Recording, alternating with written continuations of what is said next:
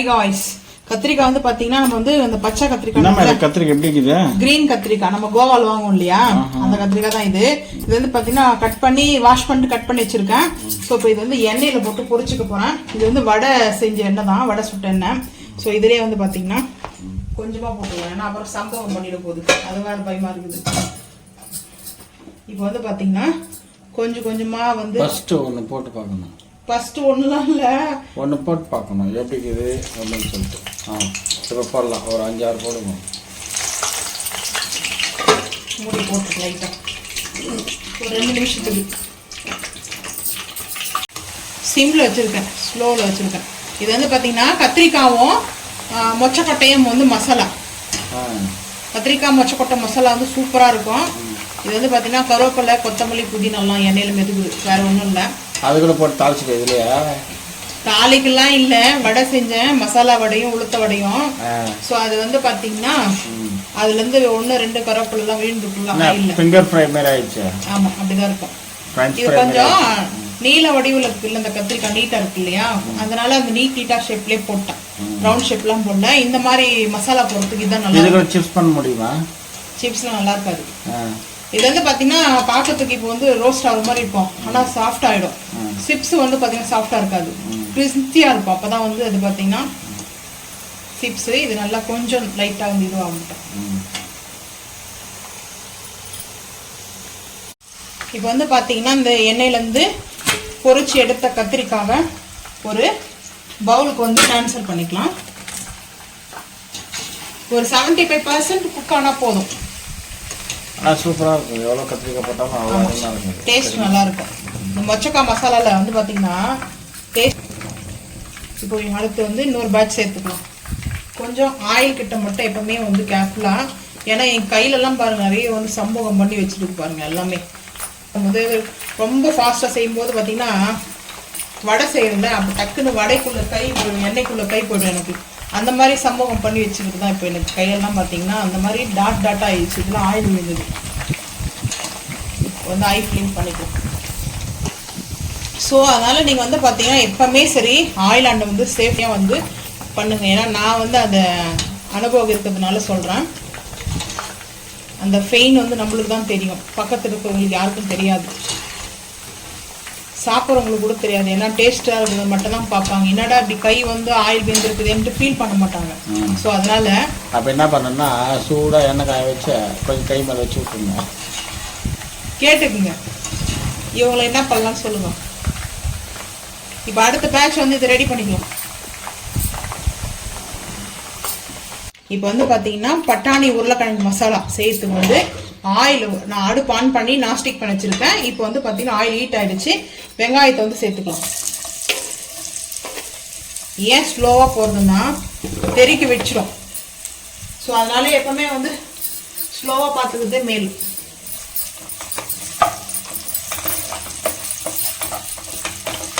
Oil clean பண்ணியாச்சு, வெங்காயம் போட்டாச்சு. இப்போ அதில் வந்து சேர்க்க வேண்டியது மெயினாக வந்து பார்த்தீங்கன்னா இதுக்கு வந்து சோம்பு சேர்ப்பாங்க.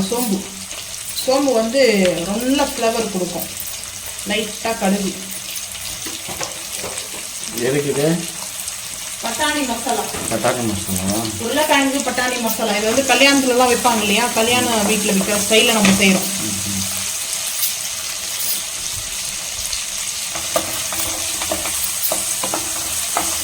ஒரே ஒரு பச்சை மிளகாய் எடுத்துருக்கேன் காரத்துக்கு. புசு புசுன்னு காத்துக்கு. ஆமாம், அதில் புசு புசுன்னு அடிக்குது காற்று. காற்றுக்கு ஒரு மியூசிக் இருக்குதானே. ஆமாம். இப்போ வந்து பார்த்தீங்கன்னா உருளைக்கிழங்கு வேக வைக்கும்போது உப்பு சேர்த்துருக்கேன். ஸோ வந்து இந்த மசாலாக்காக கொஞ்சமாக கல்லுப்பு, சால்ட்டு, அது நீங்கள் வந்து பார்த்தீங்கன்னா எப்படி வேணால் சேர்த்துக்குங்க. அதுக்கப்புறம் வந்து ஒரு பச்சை மிளகாய், கொஞ்சமாக கருவேப்பிலை, இது போட்டால் சலசலன்னு வெடிக்கும். ஸோ இப்போ வந்து மூடி போட்டலாம். இஞ்சி பூண்டு பேஸ்ட்டு, அதுக்கப்புறம் வந்து பார்த்தீங்கன்னா தக்காளி. ஏன்னா அந்த தக்காளி வதங்கிறதுக்குள்ளே வந்து பார்த்தீங்கன்னா கரெக்டாக நம்மளுக்கு வந்து சரியாக போயிடும். இஞ்சி பூண்டு பேஸ்ட்டும் அந்த பச்சை வாசனை போகிறதுக்கு வந்து வதங்கிடும். ஸோ இன்றைக்கி இன்னும் லஞ்சு வந்து ஸ்பெஷல் எங்கள் வீட்டில் வந்து பார்த்தீங்கன்னா கேரளா ரைஸ், கேரளா ஸ்டைல் தான் இன்றைக்கி ரைஸ் வந்து செஞ்சுருக்கேன். மட்டா ரைஸ். நாங்கள் வந்து சிகப்பரிசின்னு சொல்லுவோம். அதாவது நாங்கள் கொச்சியில் இருக்கும்போது சாப்பிட்டு பழக்கம் ஆயிடுச்சு எங்களுக்கு வந்து அந்த ரைஸு. ஆனால் இப்போ இங்கே நம்ம வந்ததுக்கப்புறம் ஊருக்கு வந்ததுக்கப்புறம் அவ்வளோ சேர்க்கலை நாங்கள். எப்போ டைம் தான் அந்த ஞாபகம் வரும்போது ஆட்டோகிராஃப் படத்தில் வர மாதிரி ஞாபகம் வருதா அந்த பாட்டு ரைஸுக்கு ஞாபகம் வருதான்னு பாட்டு பாடுறாங்க. இதெல்லாம் எப்படி இருக்குது பாருங்க. இப்போ இது வந்து நல்லா பார்த்தீங்கன்னா இப்போ வந்து இது நல்லா குக் ஆகட்டும், நல்லா வதங்கணும். சட்டுன்னு வந்து வதங்கணும்னா இந்த மாதிரி ஒரு ஏர் கண்டெய்னர் மூடி போட்டுருவோம். அப்போதான் இந்த ரைஸ் தான் வந்து ஊற வச்சுருக்கேன். ஆனால் இது பாருங்கள் இந்த தண்ணி வந்து இது இன்னொரு விஷயம் சொல்கிறேன். வெயிட் லாஸ்க்கு வந்து இந்த ரைஸ் வந்து ரொம்ப ரொம்ப யூஸு. அதாவது பார்த்திங்கன்னா வெள்ளை ரைஸ் வந்து சாப்பிடும்போது பார்த்திங்கன்னா இந்த ரைஸ் வந்து வெயிட் லாஸ்க்கு வந்து நான் வந்து சொல்கிறேன் வெயிட் லாஸ் நல்லா ஆகும். இது வந்து பார்த்திங்கன்னா இந்த ரைஸ் எடுக்கும்போது வெயிட் லாஸ் யாரெல்லாம் வந்து பார்த்திங்கன்னா ரைஸ் சாப்பிடக்கூடாது சொல்கிறாங்களோ ஸோ அவங்களுக்காக இது வந்து பார்த்திங்கன்னா பச்சை பட்டாணி. அதாவது வந்து பச்சை பட்டாணினா நம்ம வந்து தண்ணியில் ஊற வச்சு போகிறதில்ல. ஸோ இது வந்து நல்லா வாஷ் பண்ணிவிட்டு இது கலர் பட்டாணியா இல்லை இல்லை இப்போ நேச்சுரல் பட்டாணி. இது வந்து பார்த்தீங்கன்னா உழவர் சந்தையில் வந்து வாங்கிட்டு வந்து உரிச்சிடுவோம் இல்லையா அந்த மேலே இருக்கிற ஸ்கின்னு, அந்த பட்டாணி இது. இந்த மசாலாவில் நல்லா வந்து பார்த்தீங்கன்னா ஃபஸ்ட்டு இந்த பட்டாணி போட்டுணும். உருளைக்கிழங்கு வந்து நான் தனியாக வேக வச்சுட்டேன். ஒரு விசில் குக்கரில் போட்டு நல்லா மேலே தோல் சீவிட்டு கொஞ்சம் வேக வச்சாச்சு. எப்போ மட்டர் மசாலா இது ஆமாம் மட்டர் ஆலு மசாலா அது ஹிந்தியில் ஆலு மசாலான்னா அது வந்து ஹிந்தி.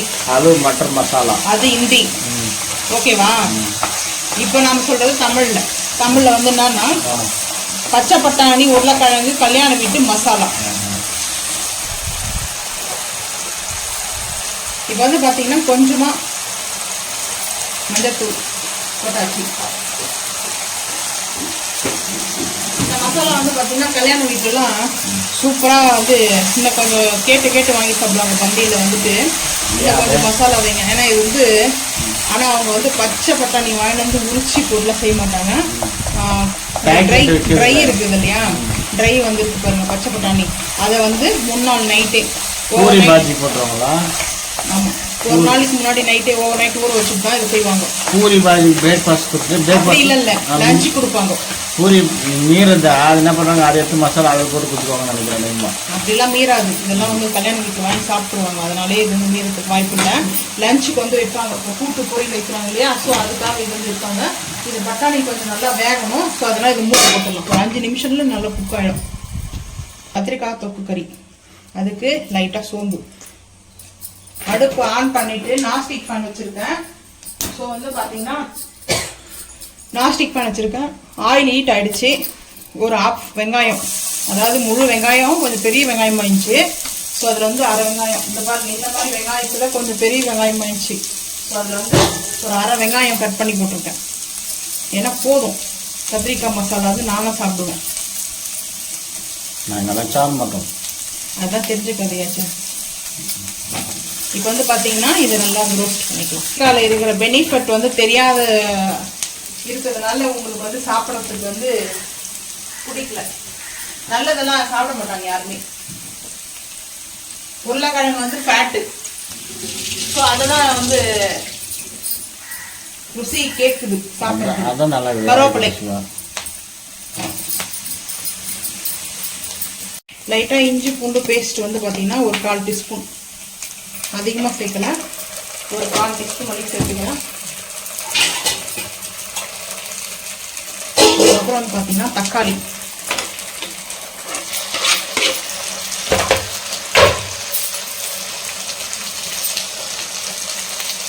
இது வந்து பார்த்தீங்கன்னா நல்லா இது ரோஸ்ட் ஆகும். நல்லா வந்து பார்த்தீங்கன்னா குக் ஆகட்டும். தக்காளியும் அதுக்கப்புறம் இஞ்சி பூண்டு பேஸ்ட் பச்சை வாசனை போகிற அளவுக்கு நல்லா வந்து இது வதங்கட்டும். அதுக்கப்புறம் வந்து பார்த்துக்கலாம்.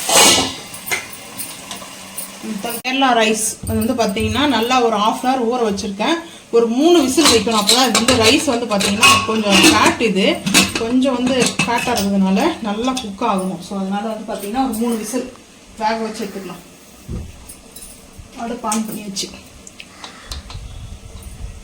4 அடுப்பில் வேலை கரெக்டாக இருக்குது. இது வந்து பார்த்தீங்கன்னா கத்திரிக்காய் மசாலாவுக்கு வந்து ரெடி ஆகிடுச்சு. ஸோ இப்போ வந்து பார்த்தீங்கன்னா மசாலா வந்து சேர்த்துக்கலாம். என்னென்ன மசாலா சேர்க்கலாம்ன்றது பார்க்கலாம் வாங்க. ரொம்ப சிம்பிள் தான், ஆனால் டேஸ்ட்டும் அல்டிமேட்டாக இருக்கும். இந்த மாதிரி கத்திரிக்காய் சாப்பிட்டு பாருங்கள், சூப்பராக இருக்கும்.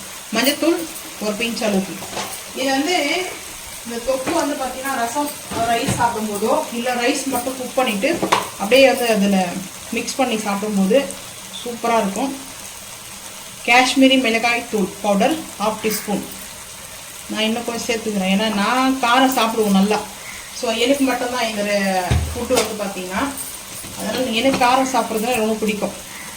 அதுக்கப்புறம் கரம் மசாலா, பிரியாணி மசாலா. அப்போ நான் சாப்பிட மாட்டோமா காரம்? என்ன அளவுக்கு நீங்கள் காரம் சாப்பிடுவீங்களா அது சொல்லுங்க. நான் ஃபஸ்ட்டு சாப்பிடுவோம். அந்த அளவுக்குலாம் நீங்கள் சாப்பிட மாட்டீங்க.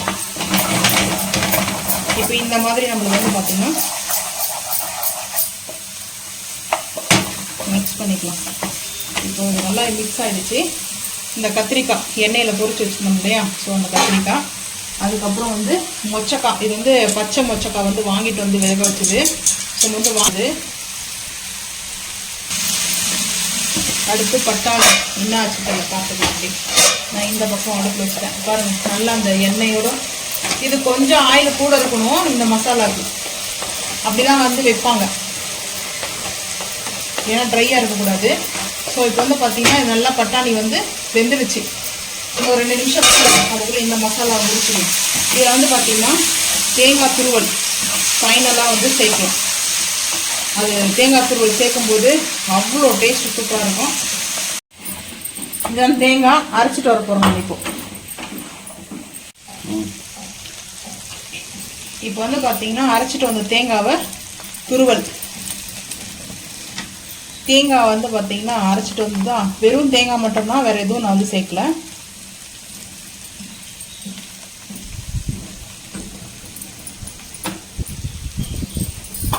இப்போ வந்து மிக்ஸ் பண்ணிக்கலாம். இதுதான் கேரளா டிஷ்ஷு. கேரளா டிஷ்ஷு வந்து பார்த்தீங்கன்னா ரைஸு. ஸோ வந்து இந்த கத்திரிக்காய் மசாலா தொக்கு கறி. தொக்கு கறின்றதுக்கு எதுக்காக தொக்கு கறி சொல்கிறோன்னா, இந்த மொச்சக்காய் சேர்த்துக்கிறோம். மொச்சக்காய் வந்து பார்த்திங்கன்னா மட்டன் ஈக்குவல். மட்டன் எப்படி வந்து பார்த்திங்கன்னா 4 விசில் வந்து மொச்சக்காய் நைட் ஃபுல்லாக ஊற வச்சுருவாங்கள்ல ட்ரையாக இருக்கிறது. அதுக்கப்புறம் காலையில் வந்து பார்த்திங்கன்னா அந்த மொச்சக்காய் வந்துட்டு ஒரு 4 விசில் இல்லை 3 விசில் வந்து குக்கரில் வைப்பாங்க. அப்போ வந்து அது மட்டன் ஈக்குவல் தானே. ஸோ மட்டன் பார்த்திங்கன்னா இந்த மாதிரி தான் கத்திரிக்காய் மொச்சக்காய் கேரளா ஸ்டைல் கறி. இப்போ ஃபைனலாக நம்ம வந்து கொத்தமல்லியும் புதினாவும் போட்டு அடுப்பு ஆஃப் பண்ணிடுவோம். கொத்தமல்லி கொஞ்சமாக வந்து தூவிக்கலாம். கொத்தமல்லி போட்டாச்சு. அதுக்கப்புறம் வந்து பார்த்திங்கன்னா கொஞ்சமாக புதினா, இது ரெண்டுத்துமே போட்டு நல்லா வந்து மிக்ஸ் பண்ணிக்கலாம். இது ரெடி ஆகிடுச்சு, அவ்வளோதான். இது வந்து எதுக்காகனா நல்லா வந்து அந்த ஸ்மெல் இருக்கும், ஒரு சூப்பராக டிஃப்ரெண்ட்டான ஒரு ஸ்மெல்லுன்னா நல்லா அந்த கொத்தமல்லியோடைய புதினாவோடைய ஃப்ளவர் இறங்கும் நல்லா. இது வந்து பார்த்திங்கன்னா ஒரு சாம்பார் சாதம் ரசத்துக்கு, அதுக்கப்புறம் போனீங்கன்னா ரைஸ் கூட இதில் வந்து மிக்ஸ் பண்ணி சாப்பிட்லாம். சப்பாத்தி சப்பாத்தி ரோல் பண்ணி சாப்பிட்லாம், சூப்பராக இருக்கும். இது பூரி கூட சாப்பிட்லாம். வேணும்னா ரெடி ஆகிடுச்சு. இப்போ அடுப்பு ஆஃப் பண்ணிடலாம். பட்டாணி நல்லா வெந்துருச்சா, வெறும் மிளகாய்த்தூள், காஷ்மீரி மிளகாய்த்தூள் கொஞ்சம் ஒரு 3/4 ஸ்பூன் எடுத்துக்கிறேன். காற்று வர அடிக்குது, எங்கே கலந்து வீட போதும்னு பயமாக இருக்குது எனக்கு வர. கொஞ்சமாக இதில் வந்து பார்த்திங்கன்னா கரம் மசாலா வந்து சேர்த்துக்கலாம். கரம் மசாலாவும் சேர்ப்பாங்க. அதுக்கப்புறம் மெயின் சாம்பார் பொடி இருக்கு இல்லையா, அது பார்த்திங்கன்னா ஒரு ஸ்பூனுக்கு கொஞ்சம் கூட சேர்த்துங்க, ஒரு 1.25 ஸ்பூன். இதுதான் மெயினே வந்து பார்த்திங்கன்னா கல்யாண வீட்டில் வந்து பார்த்திங்கன்னா உருளைக்கிழங்கு பட்டாணி மசாலா எப்படி இருக்குதுன்னு பார்த்தா டேஸ்ட்டாக இதுதான் வந்து பார்த்திங்கன்னா இப்போ லைட்டாக. ஆமாம், இது மாதிரி போட்டுருந்தோம். அப்போ வந்து அது தெரியாது, இல்லைன்னா இந்த ஆயிலெலாம் பார்த்திங்களா கண்ட்ரோல் ஆகிடுச்சு. பருப்பு பொடி, ஸோ அது வந்து பார்த்திங்கன்னா இந்த மாதிரி தான் இருக்கணும். இப்போ உருளைக்கிழங்கு வந்து வேக வச்சுருக்கணும் இல்லையா, அதை வந்து சேர்த்துக்கலாம். அது உங்கள் சைஸ்க்கு எந்த பெருசாக இல்லை வந்து நான் வந்து மீடியமான சைஸ் சோட்டா சைஸில் வந்து போட்டிருக்கேன். இப்போ வந்து பார்த்திங்கன்னா மிக்ஸ் பண்ணிக்கலாம். இது நல்லா, இதுதான் பட்டாணி மசாலா. கல்யாண வீட்டிலலாம் ஏன் அப்படின்னா கொஞ்சம் வந்து தண்ணி ஊற்றிடுவாங்க லைட்டாக வந்து இப்படி ப்ரெஸ் பண்ணிவிடுவாங்க. இதை ப்ரெஸ் பண்ணிவிட்டு கொஞ்சம் லிக்விட் மாதிரி பண்ணிவிடுவாங்க. நான் வந்து லிக்விட் மாதிரி பண்ணேன். நம்ம வீணா இப்போ கல்யாணத்தில் பந்தியில் போட போகிறோம், நம்ம வீட்டில் சாப்பிட போகிறோம். ஸோ அதனால் இப்போ வந்து பார்த்திங்கன்னா கொத்தமல்லி ஒரு கைப்பிடி அளவுக்கு, அதுக்கப்புறம் புதினா. நல்லாயிருக்கும் வாசனை இந்த புதினா. அதாவது சாம்பார் டேஸ்ட்டாகவும் இருக்கும், கறி குழம்பு டேஸ்ட்லேயும் வந்து ஃபீல் இருக்கும். அதுதான் மெயின் வந்து தேவை. இப்போது ஒரு மிக்ஸ் பண்ணிக்கலாம். கொத்தமல்லியும் புதினாவும் நல்லா போட்டு மிக்ஸ் பண்ணிக்கலாம். கொஞ்சமாக தண்ணி ஊற்றி நீங்கள் அந்த கொஞ்சம் ப்ரெஸ் பண்ணிங்கன்னா அந்த கொஞ்சம் குழப்பு தன்மை வந்துடும். அந்த உருளைக்கிழங்கு வந்து பார்த்திங்கன்னா கார்ன்ஃப்ளவர் மாதிரி குழப்பு தன்மை வந்துடும். ஸோ அதனால் இந்த மாதிரி இந்த பாருங்கள், பட்டாணி நல்லா கலர்ஃபுல்லாக இருக்குல்ல, இந்த மாதிரி தான் இருக்கும். இந்த பார்த்திங்கன்னா சூப்பராக இருக்குது பாருங்கள். வந்து பார்த்திங்கன்னா அடுப்பு வந்து ஆஃப் பண்ணிடலாம். எல்லாம் மசாலா போட்டுக்குதுன்னா சூப்பராக இருக்குது. இப்போ அடுப்பு ஆஃப் பண்ணிவிட்டு அதுக்கப்புறம் வந்து பார்த்திங்கன்னா பண்ணக்கீரை கிரேவி செஞ்சுக்கலாம். வாங்க பார்ப்போம். கீரை செய்யறதுக்கு வந்து பார்த்திங்கன்னா நாஸ்டிக் ஃபேன் தான். இதில் வந்து பார்த்திங்கன்னா ஹீட் ஆகிடுச்சு, ஆயில் ஊற்றி வச்சுருக்கேன். இப்போ வந்து பார்த்திங்கன்னா பூண்டு வந்து வாஷ் பண்ணி எடுத்து வச்சுருக்கேன். ஆனால் இருந்தாலும் தண்ணி இருந்ததுனால சல வெடிக்க ஆரம்பிக்கும். ஸோ வந்து கொஞ்சம் கேர்ஃபுல்லாக வந்து போட்டுக்கலாம். சொன்னோம் இல்லையா வெடிக்க ஆரம்பிக்கும்ட்டு. இப்போ வந்து பார்த்திங்கன்னா பச்சை மிளகாய் காரத்துக்கு தேவையான அளவு. ஏன்னா ஃபர்ஸ்ட் ஆயிலே போட்டுடணும். ஆயிலில் போட்டு தான் இது வந்து பார்த்தீங்கன்னா பாலக் பன்னீர் வைக்கும் இல்லையா, சேம் அந்த மாதிரி இருக்கும் டேஸ்ட்டு. ஸோ அதான் ஸோ வந்து பார்த்தீங்கன்னா இப்போ வெங்காயத்தையும் அப்படியே சேர்த்துக்கலாம். எல்லாத்தையும் வெடிக்க ஆரம்பிக்கும். வெங்காயம் வந்து பார்த்தீங்கன்னா ஒரு பெரிய சைஸ் வெங்காயம் எடுத்திருக்கேன். அது வந்து பார்த்தீங்கன்னா உங்களுக்கு எந்த அளவுக்கு தேவையோ கிரேவிக்கு தேவையான அளவுக்கு வெங்காயம் போட்டாச்சு. வெங்காயம், பூண்டு, பச்சை மிளகாய் இது நல்லா ஃபஸ்ட்டு ரோஸ்ட் ஆகட்டும். அதுக்கப்புறம் தக்காளி சேர்த்துடலாம். சேர்த்துக்கிறேன். இது வந்து வதங்குது. ஸோ இது வதங்கிறதுக்கு முன்னாடி நம்ம வந்து வதங்கிறதுக்கு முன்னாடி உப்பு வந்து சேர்த்துக்கலாம். வேறு எதுவும் இதுக்கு முன்னாடி நம்ம சேர்க்க போகிறதில்ல. கல் உப்பு சேர்த்தாச்சு, அவ்வளோதான். இப்போ நல்லா இது வதங்கட்டும், மூடி போட்டுடலாம். இப்போ வந்து பார்த்தீங்கன்னா பண்ணக்கீரை வந்து சேர்த்துக்கலாம். இது வந்து கோவில் பண்ணக்கீரை அப்படின்னா இது வந்து இதோடைய கோபுரம் சொல்லுவாங்க இல்லையா, அந்த லென்த்துக்கு இருக்காங்க, அதனால தான் சொல்லுவாங்க. அந்த வடிவத்தில் இருக்கும். இது இந்த நக்குலுக்கு நான் என்ன சொல்ல முடியும், அது கோவில் கோபுரத்தோடைய ஷேப்ல இருக்குதுனால அதனால கோவில் பண்ணக்கீரைன்னு சின்ன வயசுல இருந்து நிறைய பேர் இந்த ரெசிபி கேட்டிருப்பாங்க. கோவில் பண்ணக்கீரை வந்து கோவில் பண்ணக்கீரை நார்மல் பண்ணக்கீரையே வந்து பாலக் பன்னீர் மாதிரி எப்படிக்கா வைக்க முடியும் அப்படின்னு சொல்லிட்டு கேட்டிருக்காங்க. ஸோ இந்த மாதிரி தான் வந்து பார்த்தீங்கன்னா நீங்கள் வந்து பச்சை மிளகா வந்து சேர்க்க விருப்பம் இல்லைன்னா காஞ்ச மிளகாவோட சேர்த்துங்க. ஆனால் பச்சை மிளகா தான் டேஸ்ட்டு. பூண்டு மட்டும் கொஞ்சம் கூட போட்டுக்குங்க. தக்காளி வச்சுருக்கேன். இது வந்து பார்த்தீங்கன்னா தக்காளி போட்டுக்கிறதுனால கலர் ஷேட் ஆகாமலாம் நினைக்காதீங்க, க்ரீனாக தான் இருக்கும். இது வந்து ஆற வச்சுட்டு மிக்ஸி ஜாரில் போட்டு அரைச்சிடுங்க. ஆட்டுக்கல் இருந்துச்சுன்னா உருளைக்கல்ல போட்டு அரைக்கிறவங்க அரைச்சிடுங்க, மிக்ஸியில் அரைக்கிறவங்க மிக்ஸியில் அரைச்சிடுங்க.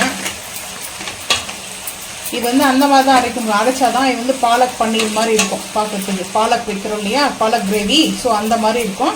நம்ம வந்து இதை வேக வச்சுட்டு கடைஞ்சோம்னா ஹோட்டலெல்லாம் நான் சாப்பிட்டதில்லை எங்கேயும் இந்த ரெசிபியை. பாலக் பன்னீர்னா மும்பை போகும்போது சாப்பிட்ருப்போம், அவ்வளோதான். மும்பை போகும்போது ஒரு தாபாவில் நிப்பா விட்டுவாங்க பஸ்ஸு வந்து பார்த்தீங்கன்னா, அப்போ வந்து சாப்பிட்ருக்கேன். அதுக்கப்புறம் நம்மளே செய்வோம்ல வீட்டில் எப்போவுமே, அதனால நம்ம வீட்டில் செய்து நம்ம சாப்பிடுவோம். இப்போ வந்து பார்த்தீங்கன்னா ஃபுல்லாக எப்போவுமே பார்த்தீங்கன்னா இப்போ தாம்பாளத்தில் ஃபுல்லாக நம்ம இருக்குது வாஷ் பண்ணி வச்சுருக்கோம்னா அப்படியே சேர்த்துடக்கூடாது. கொஞ்சம் கொஞ்சமாக ஒரு கைப்பிடி அளவுக்கு வந்து ஃபஸ்ட்டு போட்டுடணும். ஸோ இது நல்லா குக் ஆனதுக்கு அப்புறம் தான் நெக்ஸ்ட்டு சேர்க்கணும். ஏன்னா இது வந்து சட்டுன்னு வதங்கிடும். இந்த பாருங்க, இப்போ வந்து எல்லாமே ஒன்றா பண்ணலாம். இல்லை அப்போ வந்து மிக்ஸ் பண்ண முடியாது. பெரிய பாத்திரமாக இருந்தால் போட்டு மிக்ஸ் பண்ணிக்கலாம். நான் இப்படி சின்ன பாத்திரமாக இப்படி இருக்கும்போது இந்த மாதிரி மிக்ஸ் பண்ணிக்கோங்க.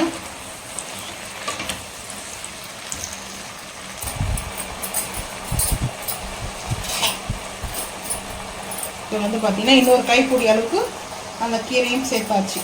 சேர்த்துட்டு இதையும் நல்லா இது வந்து பார்த்தீங்கன்னா தண்ணியெல்லாம் ஊற்றி வேக வைக்க வேண்டாம், இதிலே நல்லா வேகும். வெந்துச்சுன்னா தான். இன்னொரு விஷயம் மட்டும் ஃபாலோ பண்ணுங்கள், எப்போவுமே வந்து கீரை வேக வைக்கும்போது அதுக்கு மேலே வந்து கேப் போடாதீங்க. கேப்னா இப்போ ஏதாச்சும் மூடி போட்டு நம்ம வேகட்டும் அப்படின்னு சொல்லி விடாதீங்க. இந்த மாதிரி ஓஃபனில் வேகும்போது தான் கீரை குக் ஆகும்போது தான் அதோடைய எனர்ஜி நம்மளுக்கு நல்லா கிடைக்கும். அதாவது க்ரீனாகவே இருக்கும். ஸோ வந்து பார்த்தீங்கன்னா அந்த கலர் ஷேட் ஆகாது. க்ரீனாகவே இருக்கிறதுக்கு காரணமே நாங்கள் எப்போவுமே சரி, எங்கள் அம்மா வந்து மூடி போடக்கூடாது சொல்லுவாங்க. ஸோ அதனால தான் அது வந்து நல்லா க்ரீனாகவே இருக்கும். நல்லா ஹை ஃப்ளேமில் வச்சுட்டு இந்த மாதிரி வந்து பார்த்திங்கன்னா நம்ம ஓவனில் வைக்கும்போது அது நல்லா குக் ஆகிடும்.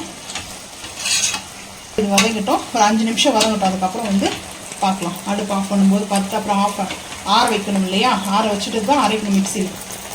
இப்போ வந்து பார்த்திங்கன்னா நல்லா குக் ஆகிடுச்சு. இப்போது குக் ஆகிடுச்சு, அடுப்பு ஆஃப் பண்ணிக்கலாம். ஆஃப் பண்ணிவிட்டு அப்புறம் பார்த்திங்கன்னா இந்த தாம்பாளத்துக்கு இது வந்து மாற்றிடுறேன். ஏன்னா டைம் ஆகுது. ஸோ அதனால் அது ஆறட்டும் சொல்லிட்டு மாற்றிட்டு இது நல்லா அது கொஞ்சம் போட்டு அரைச்சிட்டு வருவேன் தான், வேறு எதுவும் இல்லை. அரைச்சிட்டு வந்து பிளேட்டிங் பார்த்துக்கலாம். ஆறிடுச்சு. ஸோ வந்து பார்த்திங்கன்னா மிக்ஸி ஜாரில் வந்து சேர்த்துக்கலாம். இப்போ வந்து பார்த்திங்கன்னா இந்த மாதிரி தான் இருக்கும். அதுக்கே வச்சுருக்கேன். இப்போ ஜார் வந்து வாஷ் பண்ணி வச்சுருக்கேன் பாருங்கள். ஜார் வாஷ் பண்ணது இன்னும் அரைச்சது கூட இருக்குது. போதும் இவ்வளோ தண்ணி, ரொம்ப தண்ணி வேணாம். இந்த க்ரீன் பார்த்திங்களா, தக்காளி வெங்காயம் நம்ம சேர்த்தோம், ஆனால் ஆரஞ்சு கலராக வரும்ன்ட்டு அப்படி வராது. இது வந்து பார்த்திங்கன்னா நல்லா க்ரீன். எப்படின்னா மூடி போடாமல் குக் பண்ணிங்கன்னா கீரையே இந்த மாதிரி க்ரீனாக வரும். இந்த மாதிரி செஞ்சுட்டு நம்ம வந்து பன்னீர் ரோஸ்ட் பண்ணிவிட்டு பன்னீர் போட்டு சாப்பிட்லாம். தான் பாலக் பன்னீர். ஸோ சூப்பராக இருக்கும். இப்போ வந்து பிளேட்டிங் பார்த்துக்கலாம் வாங்க. Kerala special Kerala rice. Kerala rice வந்து பார்த்திங்கன்னா இந்த மாதிரி தான் இருக்கும். இது வந்து நல்லா உதிரியாக வந்துருச்சு, நல்லா குக் ஆகிடுச்சு. ஸோ இந்த மாதிரி ப்ரௌன் ரைஸு, அதுக்கப்புறம் கொஞ்சமாக கீ போட்டுக்கலாம், கொஞ்சமாக பருப்பு பொடி போட்டுக்கிறேன். பருப்பு பொடி போட்டு அதுக்கப்புறம் வந்து பார்த்திங்கன்னா நெய். இது வந்து சூப்பராக இருக்கும் பருப்பு பொடியும் நெய்யும் சாப்பிடும்போது. ஸோ ரெஸ்டாரண்ட்டில் எப்படி சாப்பிடுவோம் அதே மாதிரி தான். இது என்னென்னா நம்மளுக்கு வந்து ஸ்வீட்டு, அதுக்கப்புறம் போனால் ஒரு அப்பளம். இப்போ வந்து பார்த்திங்கன்னா கல்யாண வீட்டு ஸ்டைலில் வந்து பார்த்திங்கன்னா உருளைக்கிழங்கு பட்டாணி மசாலா சூப்பராக இருக்கும். இது வந்து நான் கொஞ்சமாக தான் வச்சுக்கிறேன். ஏன்னா எனக்கு அவ்வளோ வந்து சாப்பிட பிடிக்காது. இது பிடிக்கும், ஆனால் அவ்வளோ சாப்பிட மாட்டேன். என்னுடைய ஃபேவரெட்டு கேரளா டிஷ் சூப்பராக இருக்குது பார்த்தீங்களா. இதுதான் வந்து இப்போ வச்சுக்க போகிற பிளேட்டில். அந்த சைடில் வச்சுக்கோம். கத்திரிக்காய், மொச்சக்காய், தேங்காய் துருவல், கேரளா ஸ்டைல் கறி. இது எப்படி வேணால் பேர் வச்சுங்க, எனக்கு ரொம்ப பிடிக்கும். பர்சனலாக எனக்கு ரொம்ப பிடிச்ச டிஷ் இது. போதும், ஏன்னா டைம் ஆகிடுச்சு. ஸோ அதனால் கொஞ்சம் கொஞ்சமாக சாப்பிட்டுக்கோம். அதுக்கப்புறம் பண்ணைக்கீரை பாலக் ஸ்டைலில் கிரேவி. ஸோ இதுதான் நாங்கள் வந்து செய்கிற ரெசிபி. வந்து பார்த்திங்கன்னா நீங்களும் இது மாதிரி செஞ்சு சாப்பிட்டு மறக்காமல் வந்து கமெண்ட் பண்ணுங்கள். இது ரொம்ப ரொம்ப சூப்பராக இருக்கும். இன்றைக்கி வந்து பார்த்திங்கன்னா ஒரு ரெஸ்டாரண்ட் ஸ்டைலில் போயிட்டு நம்ம வெளியே போயிட்டு எப்படி சாப்பிடுவோமோ சேம் அதே மாதிரி தான். உங்களுக்கு இது மாதிரி நீங்களும் வந்து வீட்டில் சிம்பிளாக செஞ்சு சாப்பிடும்போது ரொம்ப ஹாப்பியாக இருக்கும். இந்த வீடியோ பிடிச்சிச்சுன்னா மறக்காமல் வந்து சப்ஸ்கிரைப் பண்ணுங்கள். அப்போ தான் நம்ம போடுற வீடியோ உங்களுக்கு நோட்டிஃபிகேஷனாக வரும். ஷேர் பண்ணுங்கள். தேங்க்யூ.